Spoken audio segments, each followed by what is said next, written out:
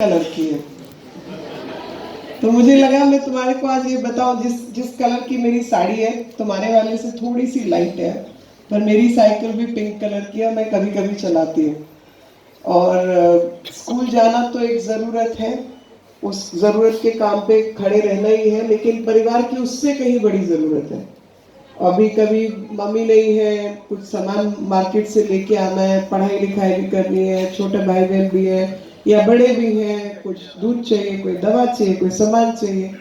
और एक बार आपको बैलेंस आ गया और साइकिल चलानी आ गई, तो वो कॉन्फिडेंस लेवल ही फर्क होता है। आज साइकिल चला रहे, कल थोड़ा काम वाम करेंगे, पैसे कमाएंगे तो स्कूटर भी खरीदेंगे, है नहीं बात। और उससे भी ज्यादा बड़ी बात है कि अभी कुछ दिन पहले, तो 3 तारीख को इंटरनेशनल डे था फॉर साइकिलिंग। यानी पूरा विश्व जो है आज साइकिल की तरफ रुख करने की कोशिश कर रहा है। और मुझे याद है जब मैंने वकालत शुरू की 92, 93, 95, जो शुरू शुरू का टाइम था, तो उस समय पर जब मैं साउथ एक्स से घर से जाती थी कोर्ट के लिए, तो हजारों साइकिलें सड़क पे चलते हुए दिखती थी। तो जितने भी लोग थे 8-10 किलोमीटर रोज साइकिल चलाते थे, तो काम पे भी जाते थे। बेटा 1 मिनट, आप ही के लिए ना ये कार्यक्रम।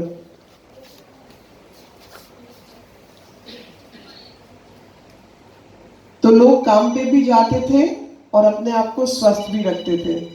तो नेकी और पूछ पूछ, यानी सुबह काम पे तो सबने जाना ही है, लेकिन जब आप साइकिल पे काम पे चलते हैं तो आपको फिर एक्सरसाइज की जरूरत नहीं है, क्योंकि वो एक्सरसाइज आपके काम के दौरान पूरी होगी।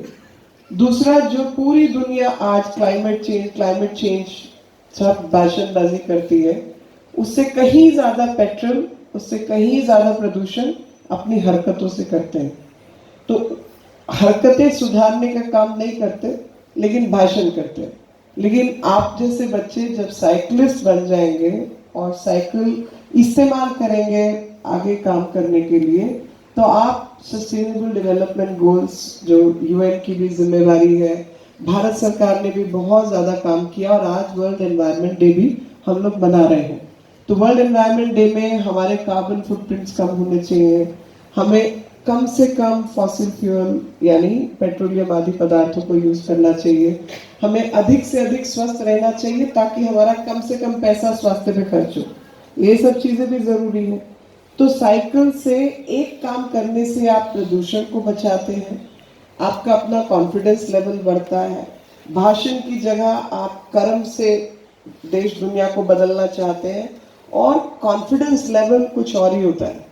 तो पढ़ाई के साथ साथ जब पर्सनालिटी के अंदर कॉन्फिडेंस होता है, तो जिंदगी में कोई भी मुश्किल आ जाए सबको सामना करने की हिम्मत भी आती है। और जो ये बड़े छोटे कब्बे देसी उसी उल्टी सीधी चीजें, उनसे भी पिंड छूटता है। जब सभी साइकिल चलाएंगे तो अंतर कहाँ है। और मैं 92 से 95 के बीच का जो समय है वो याद करती हूँ। कई बार हजारों साइकिलें फ्लाईओवर के ऊपर होती थी और लाखों लोग साइकिल चलाते थे।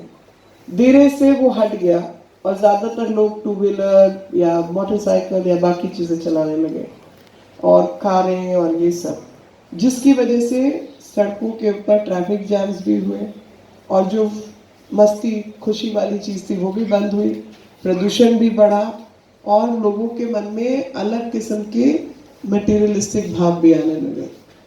तो मुझे लगता है कि जब आपके हाथ में साइकिल होगी और आप मस्ती में काम भी करोगे, पढ़ाई भी करोगे, खेलोगे भी, कूदोगे भी, स्वस्थ भी रहोगे, तो समाज में अपने आप बदलाव आएगा। और उस बदलाव के लिए जिन लोगों ने काम किया, उन सब के लिए भी हम सब मिलकर ताली बजाएंगे। जो बदलाव में काम करने वाले लोग हैं, उसमें सबसे पहले तो मैं अशोक जी, गगन जी, मनोज जी, अनिल शर्मा जी, दिनेश गुप्ता जी, शरद जी, इनको धन्यवाद करना चाहती हूँ, क्योंकि पैसे भी तो कहीं से आने चाहिए। अभी ईमानदार पॉलिटिशियन सबको चाहिए होता है, लेकिन ईमानदार पॉलिटिशियन के जो खर्चे होते हैं, जो काम होते हैं समाज बदलने के, वो किधर से आते हैं? वो ऐसे ही लोगों से आते हैं। तो इन लोगों के लिए हम सबको क्लैप करना है। और साथ में ये जो हॉल है, इस हॉल के लिए जिन लोगों ने हमारी मदद की, थोड़ी प्रॉब्लम आई थी हॉल की, लेकिन जिन लोगों ने मदद की उसमें बिंद्रा जी हैं और सुरेश गोयल जी हैं, तो इनको भी थैंक यू।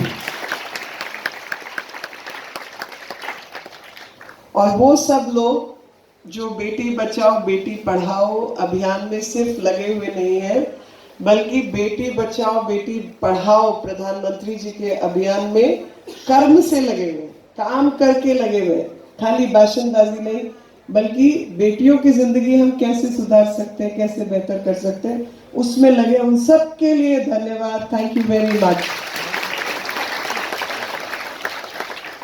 और चलते चलते एक चीज और बताना चाहती हूँ कि 30 मई को हमारी सरकार के 2014 में आपके मम्मी पापा ने सबने चुन के भेजा था, और जब चुन के भेजा तो पिछले 8 साल में इतने काम हुए हैं जो पहले 70 साल में नहीं हुए, जिसमें एक छोटी सी चीज मैं आपको बताना चाहती हूँ। बेटी बचाओ बेटी पढ़ाओ का जो अभियान है वो प्रधानमंत्री जी ने शुरू किया 14 में आते ही, और उसका कारण था पंजाब में, गुजरात में और देश के कई ऐसे राज्य थे जहां पर बेटियों की संख्या कम थी और बेटों की संख्या ज्यादा थी। यानी अनुपात तो बराबर होना चाहिए, लड़कियां लड़कियां तो भगवान तो बराबर से पैदा करता है, लेकिन बेटियों को पैदा होने से पहले ही खत्म कर देते थे। उसको फीमेल फीटिसाइड बोलते हैं अंग्रेजी में। तो फीमेल फीटिसाइड की वजह से ये अनुपात में गड़बड़ थी। तो प्रधानमंत्री जी ने बेटी बचाओ बेटी पढ़ाओ अभियान चलाया, और उस अभियान को चलाकर अच्छा लगता है सुनकर कि लगता है अभियान चलाने से क्या होगा क्या नहीं होगा, पर हरियाणा में सबसे ज्यादा महिलाएं और लड़कियां जो हैं वो मेडल्स जीत के लाई हैं। और ऐसे मुश्किल मुश्किल खेलों के अंदर, बॉक्सिंग में, जूडो में, मार्शल आर्ट्स में, सब चीजों के अंदर बेटियों ने बहुत अच्छा किया। भारत की एयरफोर्स ऑफिसर्स पहली बार महिलाओं को वो पोजीशन मिली, फाइटर पायलट बनी, permanent commission for women army में हुआ, पुलिस में महिलाओं की संख्या में भर्ती में ज्यादा महिलाएं बनी, और फोकस तरीके से जब काम हुआ तो अनुपात में बदलाव आया, और वो रिकॉर्ड है। आज पहले के मुकाबले अधिक बच्चियां पैदा हो रही हैं और ऑलमोस्ट 50% के रेशो पे हम पहुंचे हुए हैं। ये बदलाव आंखों के आगे हुआ है, जो पहले गड़बड़ थी। और किसी प्रधानमंत्री ने सोचा नहीं था ये बदलाव आएगा, पर वो बदलाव आया। स्वच्छ भारत की बात होती है। अब स्वच्छ भारत सबके लिए कितना जरूरी है। आर के पुरम क्योंकि मेरा क्षेत्र है, और मुझे याद है मैं जब पहली सुबह एयरपोर्ट जाया करती थी 2014 से पहले, तो सड़क के ऊपर मुझे, क्या नाम है उस जगह का, एकता विहार, सोनिया गांधी एकता विहार कैंप्स के जो फुटपाथ है उसके ऊपर मुझे पुरुष बच्चे बच्चियां बैठे हुए टॉयलेट यूज करते हुए दिखाई देते थे। तो मुझे बहुत बुरा लगता था। मैंने कहा हम भारत का निर्माण क्या करेंगे, लोगों को जब हम सिखा ही नहीं सकते, सुधार ही नहीं सकते, तो फिर समझ आया कि लोगों को सुधारने के साथ साथ पहले सरकारों को भी सुधारने की जरूरत है। तो हमने अपने क्षेत्र के अंदर हर जगह गिनकर चुनकर कैंप्स में टॉयलेट्स बनवाने का काम किया, और जब टॉयलेट्स बने 30-30, 40-40, 50-50 सीटर नहाने की व्यवस्था, और मैं जब जाती थी तो मुझे कैंप्स में सब लोग, महिलाएं खास तौर पर, उनको लगता है मैं उनकी बहन हूँ, तो आके मेरे को मिलेंगी और मेरे को मिलके कहती थी दीदी बहुत मुश्किल है बच्चियों को बाहर शौचालय के लिए भेजना, बहुत मुश्किल है, उनको जवान लड़की है कहाँ नहलाने को भेजे, तो आप कुछ मदद कीजिए। तो जब मैं वो दुख सुनती थी तो मुझे बहुत बुरा लगता था।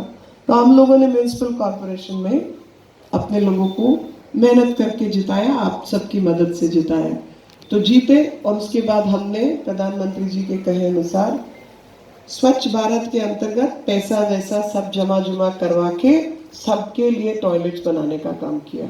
अब मैं सुबह जाती हूँ तो थोड़ा खुश निकलती हूँ वहां से, क्योंकि वहां मुझे सड़क पे बैठे हुए लोग नहीं दिखाई देते। कभी कभी इक्का दुक्का अभी भी दिखता है, मगर वो थोड़ी आते हैं। आप लोगों को भी इलाके में लोगों को समझाना होगा कि ये गलत चीज है। तो बच्चों के लिए हमने अलग टॉयलेट बनाया, लड़कियों का अलग बनाया, लड़कों का अलग बनाया, बाकी जगह सब जगह पे टॉयलेट्स बने।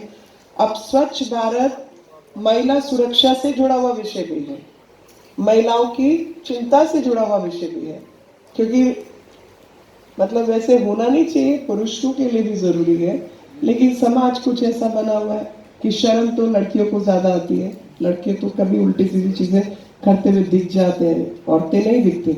मगर औरतों के लिए, लड़कियों के लिए, माओ के लिए बहुत चिंता का विषय होता है जब बेटियों के लिए शौचालय या नहाने का प्रबंध ना हो। तो वो सब काम भी किया, पहले क्यों नहीं हुआ?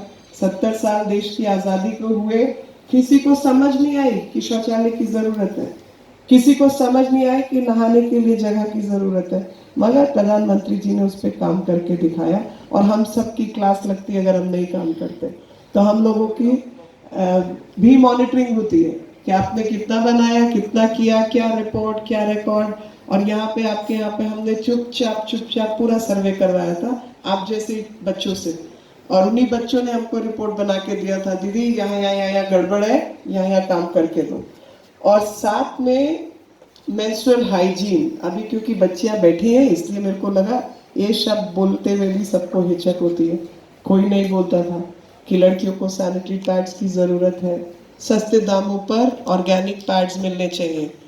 उसके लिए भी प्रधानमंत्री को करना पड़ा। अभी ये शर्म की बात है कि हम सब लोग बड़े हो जाए, बेटियों के माँ बाप बन जाए और दूसरे की बेटी को अपनी बेटी नहीं समझे तो वो मेरी कमी है, वो किसी और की नहीं। तो जब मैं बेटियों को देखती हूँ तो मुझे लगता है मेरे बच्चे हैं, ये सब तो मेरे ही बच्चे हैं। और मेरे बच्चे होने के नाते मेंस्ट्रुअल हाइजीन में उनको सैनिटरी पैड्स भी महीने के तौर पे मिलना चाहिए और सस्ते दामों पर उपलब्ध कराया जाना चाहिए। और सिर्फ सस्ते दामों पर उपलब्ध कराना नहीं होता, मेंस्ट्रुअल हाइजीन से रिलेटेड जो सैनिटरी पैड्स हैं उनकी क्वालिटी भी अच्छी होनी चाहिए। तो जो बाजार में सैनिटरी पैड्स मिलते हैं, बहुत बड़ी इंडस्ट्री है, सारी विदेशी कंपनियां इसमें बहुत मोटा पैसा कमाती हैं, लेकिन पैसा कमा के टैक्स पे करते हुए उनकी जान निकालती है, लड़कियों को उल्टा सीधा भड़काते हैं। असली कहानी ये है कि वो सारे का सारा जो मटेरियल है वो प्लास्टिक पॉलीमर है, जो कि मिट्टी धरती के लिए अच्छा नहीं है। लड़कियों की थोड़ी मदद होती है, सैनिटरी पैड मिल गया तो थोड़ा आराम हो गया, लेकिन उसमें जो साइंस पार्ट है, जो विज्ञान पार्ट है, वो भी समझने की जरूरत है। वो सारा प्लास्टिक पॉलीमर है जो कि हजारों साल, 400 500 700 साल तक धरती को उपजाऊ नहीं बनने देता, उसकी उर्वरकता खत्म करता है।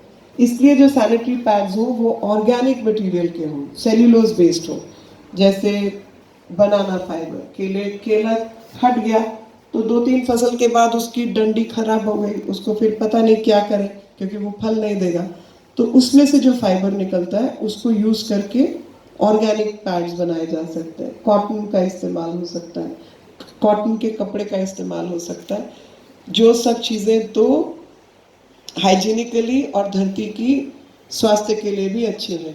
तो हम लोगों ने उस पर भी काम किया और एक हमने ऐसा प्लांट भी लगाया जो आईटी है आरकेपुरम के दूसरे कोने पे, जो हायत होटल के सामने है ना आईटी है, वहाँ पे हमने ये प्लांट लगाया जो हमारे क्षेत्र के कैंप की महिलाएं जो हैं वो चलाती हैं, और उन्हीं बच्चों के बीच में, उन्हीं महिलाओं के बीच में हम उसको बांटते हैं ताकि सबकी जो स्वास्थ्य है, हेल्थ है, वो भी ठीक रहे।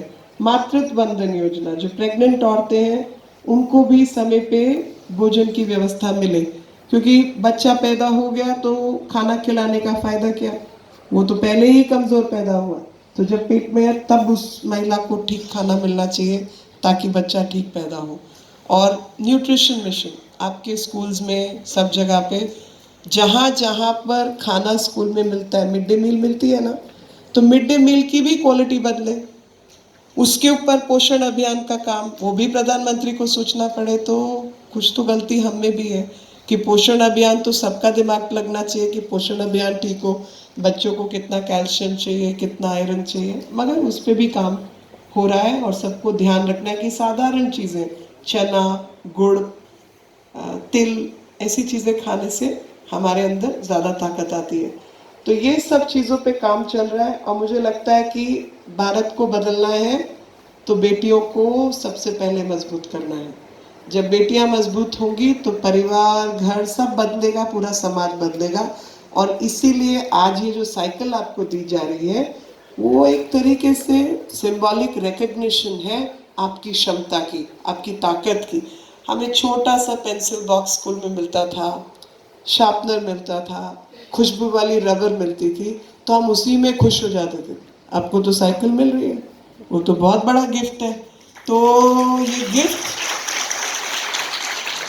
आपकी काबिलियत को देख के मिल रहा है और ये देखकर कि ये हमारी भारत के भविष्य में इन्वेस्टमेंट है और इस इन्वेस्टमेंट से आप सबका जीवन बहुत सुखी हो, आपके परिवार में सुख शांति रहे और आप बड़े होकर भारत के अच्छे नागरिक बनो।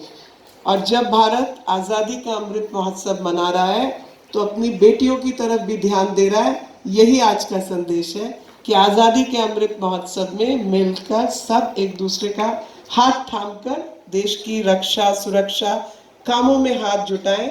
और जब हम एक कागज उठाकर भी डस्टबिन में डालते हैं, जब हम एक प्लास्टिक की बोतल भी कम इस्तेमाल करते हैं, तो हम भारत को ही सुरक्षित बना रहे हैं। और ये बातें कहने की नहीं, करने की हैं। आप सब मेरा साथ दोगे? प्लास्टिक की बोतल से पानी पीना बंद करोगे? पक्का? और जो गीला कूड़ा है उसको अलग करोगे?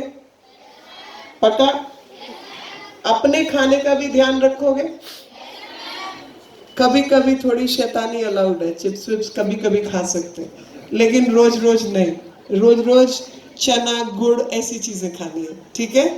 ऑल द बेस्ट बेटा। भारत माता की वेरी नाइस। अभी एक कंपटीशन कराते हैं, ये बोलेंगे बड़े और छोटे बच्चे अलग, ठीक है? फिर देखते हैं किसकी आवाज तेज है। मम्मी पापा को भी तो थोड़ा समझ आना चाहिए, बोलते ही नहीं, सही जगह नहीं बोलते, ऐसे बोलते रहते हैं। तो एक बार मैं बच्चों की तरफ इशारा करूंगी तो बच्चे बोलेंगे, दूसरी तरफ आप लोगों की तरफ इशारा करूंगी तो आप बोलोगे। आज ये कंपटीशन में देखते हैं किसमें कितना है दम, ठीक है? भारत माता की जय! भारत माता की देख लिया किसमें कितना है दम। अभी हमारे बच्चों में ज्यादा दम है, हम तो सब बूढ़े हो चले हैं। मगर इनको शिक्षा देनी है तो अपने आवाज और ताकत भी ठीक रखनी है। भारत माता की जय! ये तो हैंड्स डाउन जीत जाएंगे। भारत माता की जय हिंद, जय भारत।